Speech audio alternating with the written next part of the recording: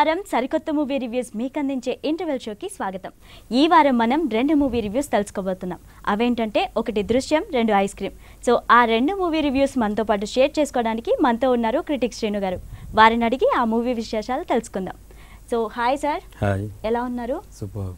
So 2 మూవీలు release అయ్యాయి. అవును. వాటిలో మనం ఫస్ట్ దృశ్యం గురించి మాట్లాడుకుందాం. తప్పకుండా. దృశ్యం మూవీ వచ్చేసి మలయాళం రీమేక్. ఆ రీమేక్ చేయడానికి దాంట్లో ఉన్న స్టోరీ ఏంటి? స్టోరీ అంటే దృశ్యం అంటే మలయాళంలో కూడా దృశ్యం సినిమా పేరు.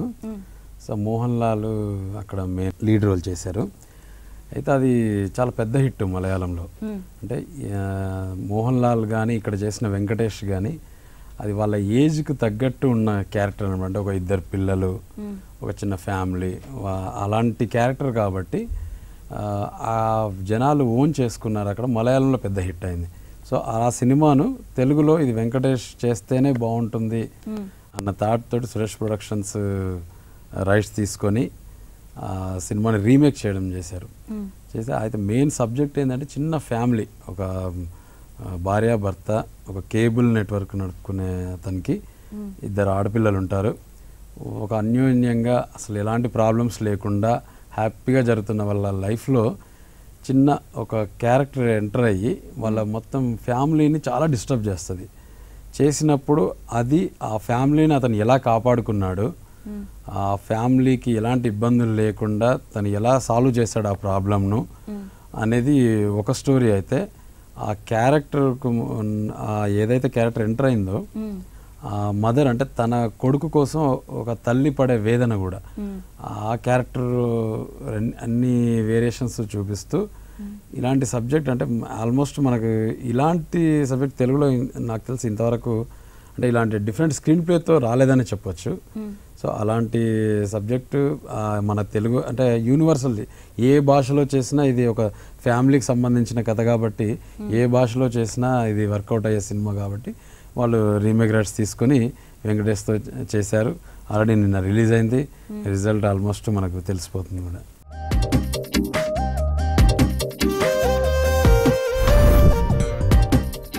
ముందు ఈరోజు ఏ సీన్ చూసారో చెప్పండి. బెడ్రూమ్ సీనా, బాత్రూమ్ సీనా?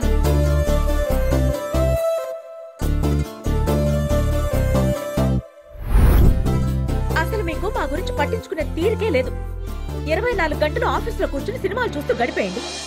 ప్రతి చినుకు తేనేలే, బ్రతుకంత తీపేలే.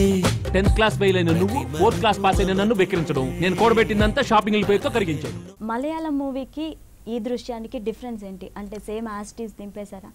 యాక్చువల్గా చాలా వరకు మన నేటివిటీ తగ్గ మార్పులు ఎంతో చేస్తూ ఉంటారు. ఏ సినిమా రీమేక్ చేసినా ఇక్కడ తెలుగు నుంచి తమిళ్లో కావచ్చు, లేదా తమిళ్ నుంచి తెలుగులో కానీ, మలయాళం కానీ మ్యాక్సిమం రీమేక్ చేసినప్పుడు ఎప్పుడు కానీ వాళ్ళ నేటివిటీ తగ్గ మార్పులు చేస్తుంటారు. అదేంటో అది సెంటిమెంట్ అనుకుంటున్నారో లేదు తెలియదు కానీ ఈ సినిమా వరకు ఫ్రేమ్ టు ఫ్రేమ్ అసలు అక్కడ షూటింగ్ కూడా అక్కడ కేరళలో చేశారు కాబట్టి షూటింగ్ కూడా కేరళలోనే చేసుకొని వచ్చారు ఈ సినిమా అంతా. వాళ్ళు చెప్పిన రీజన్ ఏంటంటే కేరళలో అయితే ఎలాంటి పర్మిషన్స్, ఈ పోలీస్ గొడవలు ఉన్నాయి కాబట్టి మేము అక్కడ చేసుకొని వచ్చామని నిర్మాతలు చెప్పారు. ఎలా అయినా బట్ లొకేషన్స్ అక్కడ పచ్చటి పొలాలు అంతా చాలా బాగా గ్రీనరీ ఉంటుంది కేరళలో కాబట్టి అక్కడ షూట్ చేసుకొని వచ్చేసి యాజ్ ఇట్ ఈజ్ అంటే ఫ్రేమ్ అట్లీస్ట్ ట్రైలర్ కూడా మరీ మక్కీ టు మక్కీ అనమాట. ట్రైలర్లో ఒక షాట్ ఎలా అయితే వేసారో మలయాళంలో, తెలుగులో కూడా అదే షాట్ వెంకటేష్ తీయడం కానీ, మీనా షాట్ వాళ్ళ సీన్స్ కానీ యాజ్ ఇట్ ఈజ్ చేశారు. పెద్ద అసలు ఎలాంటి మార్పులు, ఏదన్నా చిన్న మార్పులు తప్ప అసలు తక్కువ 5% మార్పు చేసి ఉంటారు తప్ప పెద్ద మార్పు ఏమీ చేయలేదు. యాజ్ ఇట్ ఈజ్ అక్కడ దృశ్యం ఎలా ఉందో ఇక్కడ కూడా దృశ్యం అలాగే చూపించారు. దింపేశారు. ప్రతిరోజు పండుగ రోజే సగదాలు తోడుంటే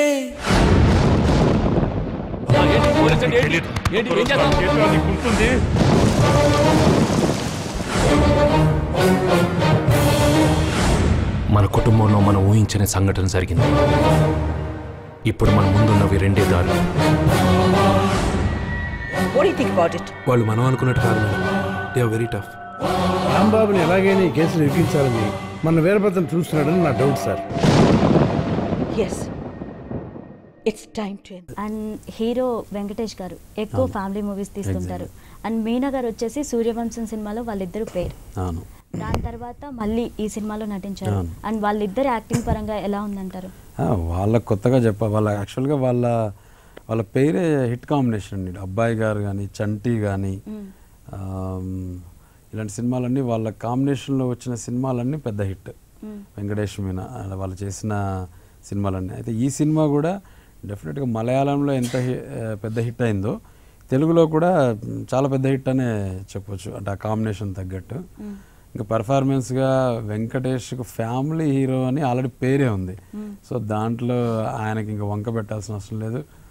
ఏ హీరో చేయనటువంటి క్యారెక్టరైజేషన్ ఒప్పుకుంటాడు తను.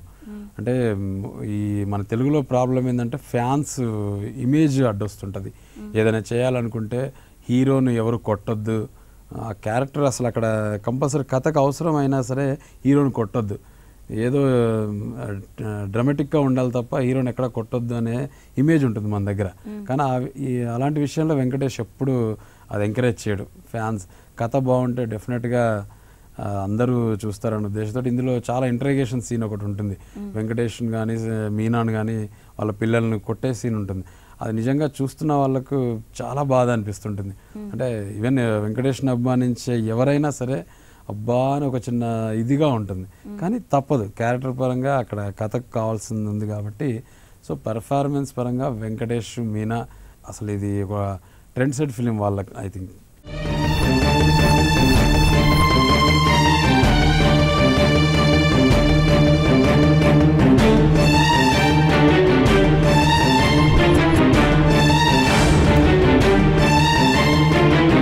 నా ప్రాణాలు అంటు పెట్టైనా సరే మన కుటుంబాన్ని కాపాడతాను.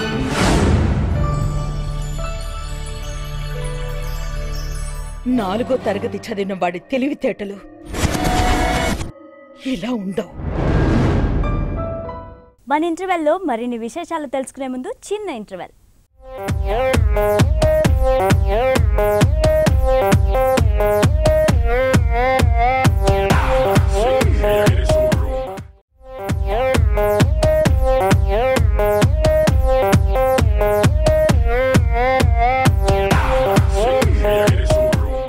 Welcome back to interval.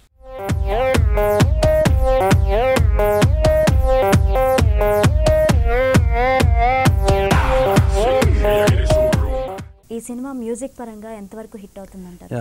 దీంట్లో అంటే చిన్న మాంటేజ్ సాంగ్స్ ఏ ఉన్నాయి తప్ప ఇలా డ్యూయట్స్ కానీ అలాంటిది ఏం లేదు. ఒకటే సాంగ్ మాంటేజ్ ఉంది, ఒకటి బ్యాక్గ్రౌండ్లో చిన్న వాళ్ళ అంటే సాడ్ సాంగ్ లాంటిది ఒకటి వస్తుంది. బట్ ఓకే, మంచి మ్యూజిక్ ఇచ్చాడు Sharath. Especially background score, main పాటల సంగతి పక్కన పెడితే బ్యాక్గ్రౌండ్ స్కోరు అంటే జస్ట్ మనకు చంద్రముఖిలో రజనీకాంత్ ఆ దయ్యాన్ని ఎలా కనుక్కున్నాడు అనేది రివీల్ చేసినప్పుడు ఎలాంటి మనకు ఉత్కంఠతో అసలు ఏంటి అని క్యూరియాసిటీతో అలాగే చూస్తూ ఉండిపోతాము. ఇందులో కూడా సెకండ్ హాఫ్లో ఆ స్టోరీ అంటే ఐ మీన్ అతను చేసింది ఏంటి అనేది రివీల్ అయ్యే ఉంటుంది. బ్యాక్గ్రౌండ్ స్కోరు ఎక్సలెంట్ అసలు. అంటే ప్రేక్షకుడు అలానే ఏంటి అనేది కన్నురెప్ప మరల్చకుండా అలాగే కూర్చుండిపోతారు. హ్యాట్స్ ఆఫ్ చెప్పవచ్చు అతనికి, శరత్కు.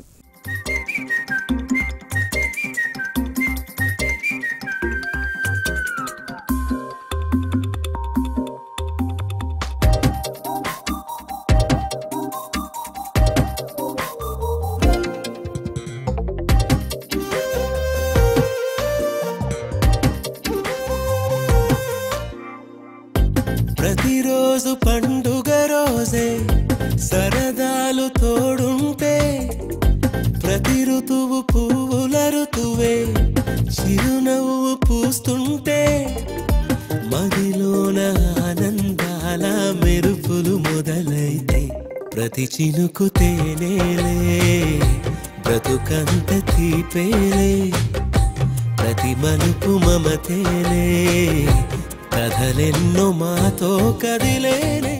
సో దృశ్యం మూవీకి వచ్చేసి టెక్నికల్ ఆస్పెక్ట్స్ ఏంటి? మెయిన్ థింగ్ చెప్పాల్సింది కెమెరామెన్ ఎస్ గోపాల్ రెడ్డి గారండి. ఆయన చాలా సీనియర్ మోస్ట్ కెమెరామెన్. ఆయన చేసిన ఆల్మోస్ట్ చాలా సినిమాలు 90% హిట్సే ఉన్నాయి ఆయన సినిమాలు. సో దీంట్లో కూడా ఇటు కేరళ అంటే ఒక రాజవరం అనే ఊరు చెప్తాడు, కానీ మనకు తెలుసు మన అంటే మన ఏపీలో ఇలా ఏపీలో కానీ తెలంగాణలో కానీ ఇలా ఉండవు అంటే ఆ లొకేషన్స్. సో బట్ అది కేరళ అని ఆల్రెడీ వాళ్ళే రివీల్ చేశారు కాబట్టి కేరళ అందాలు చూపించడం కానీ గ్రీనరీ ఎస్పెషల్లీ గ్రీనరీ ఆ ఇంటి సెట్ కానీ చాలా బాగా చూపించాడు. ఎస్పెషల్లీ కెమెరా టెక్నికల్గా నెంబర్ 1 పొజిషన్లో ఉంటుంది. అలాగే మెయిన్ ఆడియో బ్యాక్గ్రౌండ్ స్కోర్ అదరగొట్టారు శరత్. కెమెరాతో పాటు కెమెరా అండ్ బ్యాక్గ్రౌండ్ స్కోర్తో పాటు మీకు మెయిన్గా ఎడిటింగ్ అంటే మార్తాండ వెంకటేష్ గారు సీనియర్ మోస్ట్ ఎడిటర్. బట్ దీంట్లో అంటే షార్ట్ అంటే మనకు స్టోరీ రివీల్ అయ్యేటప్పుడు కానీ క్లైమాక్స్ దగ్గర కానీ చాలా షార్ప్గా వెళ్ళిపోతుంటుంది. నిజంగా మనకి ఎక్కడ బోర్ రాదు. అంటే ఏంటి నెక్స్ట్ ఏం జరుగుతుంది అనే ఒక క్యూరియాసిటీ తప్ప అబ్బా ఇదేంటి సీన్ ఎందుకు అన్న ఇదిలో ఉండదు ఈ సినిమాలో. సో డెఫినెట్గా ఈ 3 చాలా హైలైట్స్ అనే చెప్పొచ్చు.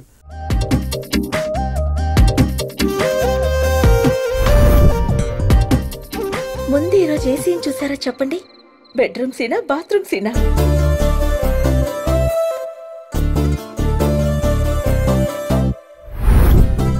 అసలు మీకు మా గురించి పట్టించుకునే తీరికే లేదు. 24 గంటలు ఆఫీసులో కూర్చుని సినిమాలు చూస్తూ గడిపేయండి. ప్రతి చినుకు తేనేలే బ్రతుకంత తీపేలే. 10th క్లాస్ ఫెయిల్ అయిన నువ్వు 4th క్లాస్ పాస్ అయిన నన్ను వెక్కిరించడం, నేను కూడబెట్టిందంతా షాపింగ్ పేరుతో కరిగించాను. ఎన్నో మాతో కదిలేనే ప్రతిరోజు పండుగ రోజే సరదాలు తోడుంటే. ఈ మూవీ ప్లస్ పాయింట్స్ ఏంటి వెంకటేష్ గారికి ఫ్యూచర్లో యూజ్ అయ్యాయి? స్పెషల్లీ అసలు వెంకటేష్ వెయిటింగ్ అనమాట పెద్ద బ్లాక్ బస్టర్ హిట్ కోసము. అన్ని మల్టీ స్టారర్స్ చేస్తున్నాడు. సోలోగా చేసిన లాస్ట్ ఐ థింక్ షాడో చాలా డిసప్పాయింట్మెంట్. సో సోలో చేసిన ఏ సినిమా మళ్ళీ ఈ మధ్య హిట్ కాలేదు. మల్టీ స్టార్ సీతమ్మగిట్లో కానీ రామ్తో చేసిన సినిమా కానీ మసాలా కానీ యావరేజ్ సినిమాలు. మసాలా యావరేజ్గా అయింది. మసాలా కూడా ఒక రీమేక్. అది కూడా రీమేక్. బట్ ఇది సోలోగా రీమేక్ చేశాడు. బట్ అందుకనే ఆ సెంటిమెంట్ పెట్టుకొని సేమ్ యాస్టీస్ తీశాడు కాబట్టి ఆ రిజల్ట్ అక్కడ ఎలాగైతే బ్లాక్ బస్టర్ హిట్ అయిందో ఇక్కడ కూడా అందుకని అదే రిజల్ట్ వచ్చినట్టుంది. వెంకటేష్ కెరీర్లో one of the biggest hit. అంటే నాగార్జున గారి కెరీర్లో మొన్న మనం ఎంత పెద్ద హిట్ అయిందో ఆల్మోస్ట్ అలాంటి హిట్ అనే చెప్పొచ్చు వెంకటేష్ కెరీర్లో. ప్రతిరోజు పండుగ రోజే సరదాలు తోడుంటే ప్రతి ఋతువు పువ్వుల ఋతువే చిరునవ్వు పూస్తుంటే.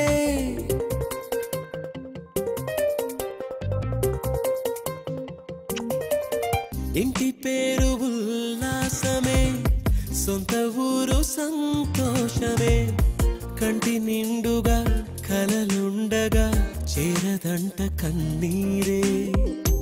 అల్లరంత మా సంపదే చెల్లదంట ఏ ఆపదే తుళ్ళి తుళ్ళి పొంగేనంట ఆట పాట అల్లి బిల్లి ఆకాశంలో అమ్మ నాన్న అక్క చెల్లి మల్లె పూల మబ్బులైతే.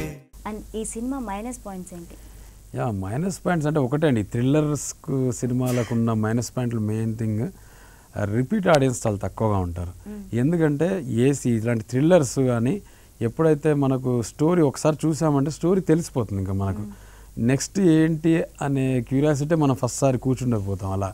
బట్ నెక్స్ట్ టైం వచ్చినప్పుడు ఏంటి అనేది మనం ఆల్రెడీ తెలుసు. సో ఇలాంటి సినిమాకి ఇంకా ఆల్రెడీ తెలిసింది కథే కాబట్టి ఆ ఇంట్రెస్ట్ ఉండదు. సో ఇంకా రిపీట్ ఆడియన్స్ అనేది కొంచెం తక్కువగా ఉంటుంది. ఇంకోటి ఏంటంటే ఇలాంటి సినిమాల్లో కొంచెం కామెడీ యాక్చువల్గా ఉన్న పాత్రలతోనే రావాలి కామెడీ, కానీ దీంట్లో వరకు కామెడీ చాలా తక్కువ. అసలు ఏదో ఫస్ట్ హాఫ్లో చిన్న చిన్న ఉంటాయి ప్లస్, కానీ సెకండ్ హాఫ్కి వచ్చేసరికి అసలు ఎక్కడ కామెడీ ఉండదు. మొత్తం ఏంటి నెక్స్ట్ సీన్ ఏంటి అనే ఇదితో వెళ్తుంది తప్ప అసలు ఎక్కడ కామెడీ లేదు. అండ్ ఫస్ట్ ఒక 20 minutes వాళ్ళ ఫ్యామిలీలో వచ్చే చిన్న చిన్న సీన్లు కొంచెం ల్యాగ్గా ఉండి జస్ట్ ఏంటి అన్న బోర్ వస్తుంది. బట్ మళ్ళీ ఆ 15 minutes తర్వాత నుంచి ఇంకా స్టోరీలోకి వెళ్ళిపోతుంది సినిమా. సో జస్ట్ ఈ చిన్న చిన్న మైనస్లు తప్ప ఓవరాల్గా సినిమా ఓకే. ఫైనల్ వర్డిక్ట్ ఏంటి దృశ్యం మూవీ యొక్క ఫైనల్ వర్డిక్ట్? వెంకటేష్ సినిమాల్లో యాక్చువల్గా వెంకటేష్ ఏడ్చిన ప్రతి సినిమా పెద్ద హిట్ అవుతుంటుంది. ఆల్మోస్ట్ 95% హిట్ అవుతుంటుంది వెంకటేష్ ఏడ్చిన సినిమాలు. సో ఈ సినిమాలో కూడా చాలాసార్లు ఏడుస్తాడు. సో ఖచ్చితంగా ఫ్యామిలీస్ అందరూ కలిసి చూసే సినిమానే అవుతుంది. అంటే ప్రజెంట్ సిచ్యువేషన్లో అసలు ఎలా అంటే అమ్మాయిలు ఎంత జాగ్రత్తగా ఉండాలని ఒక చిన్న మెసేజ్ కూడా లాంటిది కూడా ఉంటుంది. అండ్ ఒక తల్లి కొడుకు కోసం ఎంతవరకు అయినా వెళ్తుంది అనే ఒక చిన్న పాయింట్ కానీ, ఇటు తన ఫ్యామిలీని రక్షించుకోవడానికి తండ్రి అంటే ఒక చదువురాని వ్యక్తి కేవలం సినిమాలు, ఒక కేబుల్ నెట్వర్క్ కేవలం సినిమాలు చూసి ఆ సినిమాల్లో ఉన్న మంచిని మాత్రం తీసుకొని ఎలా కాపాడుకున్నాడు అనే దాని మీద సినిమా చాలా ఇంట్రెస్టింగ్గా ఉంటుంది. కాబట్టి డెఫినెట్గా ఈ సినిమా మంచి సినిమా అని చెప్పొచ్చు, ఫ్యామిలీ అందరూ కలిసి వెళ్ళే సినిమా అని చెప్పొచ్చు.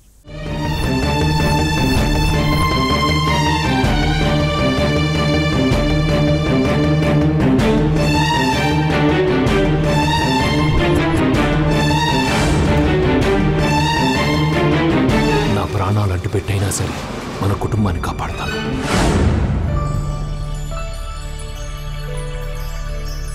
నాలుగో తరగతి చదివిన వాడి తెలివితేటలు